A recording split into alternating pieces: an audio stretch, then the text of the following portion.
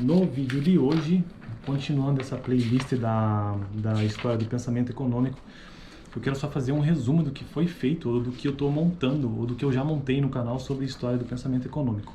Lembrando que o livro que eu estou usando é esse aqui, do Hunt, né, História do Pensamento Econômico, e eu tive pensando se eu devo continuar ou não com ele montando essa playlist de História do Pensamento Econômico.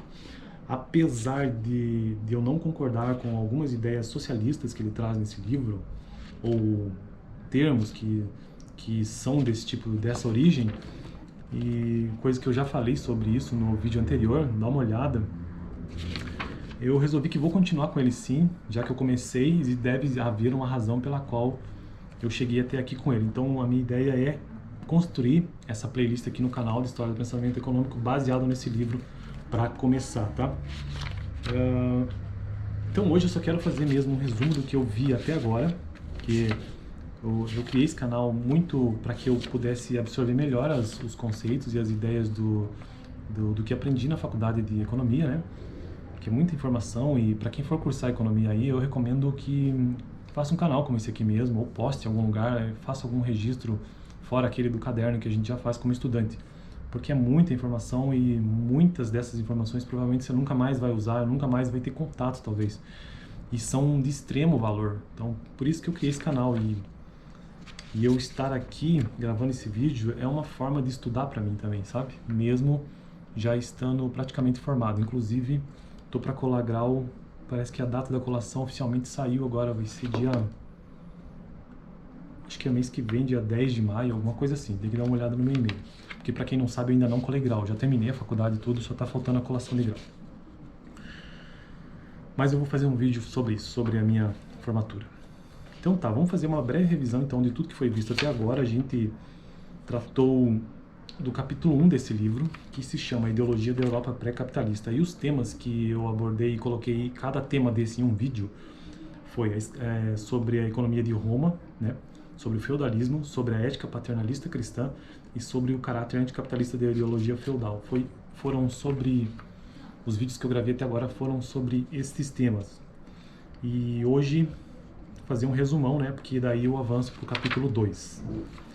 Então vamos lá, capítulo 1. Deixa eu só dar uma repassada aqui, que no final do capítulo 1, esse autor faz um resumo. Tá vendo? Então eu vou ler aqui. Os sistemas econômicos organizam o esforço humano para transformar os recursos dados pela natureza em artigos úteis em bens econômicos. As ideologias constituem sistemas de ideias e crenças destinadas a justificar moralmente as relações econômicas e sociais que caracterizam determinado sistema econômico. Bom, aqui ele está fazendo um resumo do que, na verdade, eu já gravei aqui no canal, mas ele começa o capítulo assim, sobre a ideologia da Europa pré-capitalista, em que ele traz essa ideia de que a sociedade, conforme ela foi ficando cada vez mais complexa, naturalmente surgiu a necessidade de divisão de trabalho e acumulação de instrumentos de trabalho que ele aqui no livro chama de capital. E que a consequência disso, ou ao mesmo tempo, ocorreu a diferenciação de papéis. Então, se você tem a divisão de trabalho, se você tem a acumulação de instrumentos de trabalho, e se você tem a diferenciação de papéis, o que acontece naturalmente?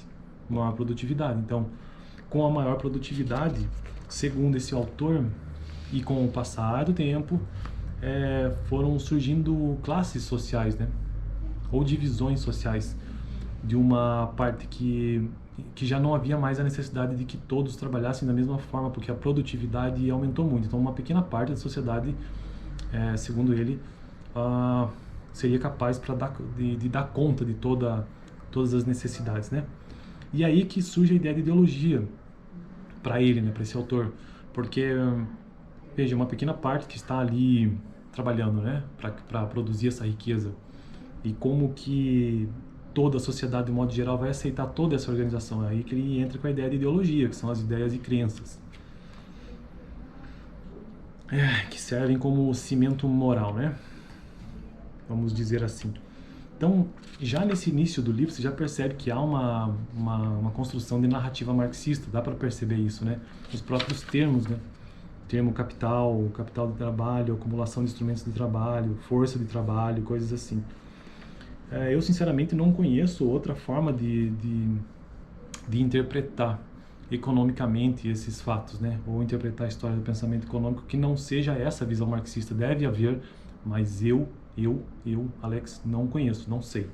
Gostaria de ter acesso a outra forma, porque foi assim que é esse tipo de ideia que a gente vê na faculdade. Embora eu lá comigo mesmo eu sei que não dá para interpretar só dessa maneira, né? Mas tudo bem, vamos continuar com uma espécie de introdução à história do pensamento econômico usando esse livro que tem esse viés mais marxista mesmo. Acho que o mais importante é estar ciente de que você está lendo um livro que tem esse viés, né? Se você souber disso, não tem problema, você está ciente disso, né? Não é ninguém tentando te enganar. Bom, daí ele continua o capítulo falando sobre a Grécia, a Roma Antiga, né? E a gente chega à conclusão de que Roma era uma economia agrícola escravista ou escravagista. E aí o feudalismo, aí quando ele começa a falar sobre isso, é um pouco mais complexo, envolve mais informações, mas era um sistema econômico e social. O sistema econômico e social que fundamentava o feudalismo era baseado no poder dos costumes e das crenças. É isso que ele traz no livro, ou no poder dos costumes e das tradições. E que muitos dos problemas eram resolvidos na corte do senhor, né? Seja o senhor feudal eclesiástico ou secular. Ele também comenta sobre o poder da igreja, né? Sendo a maior proprietária de terra, e que esta ordem do feudalismo era baseada nos costumes do feudo, o que difere radicalmente do sistema legal e judiciário que rege hoje o capitalismo. Hoje a nossa sociedade é baseada em contratos, né? Contratos, ela não é baseada em costumes e tradições. Aí ele traz uma ideia bem interessante aqui, que eu gostei até, eu já sabia porque eu vi na faculdade, só não tinha me atentado sobre isso, né? Um pouco mais, eu vi por cima na faculdade, a ideia ou a existência de guildas.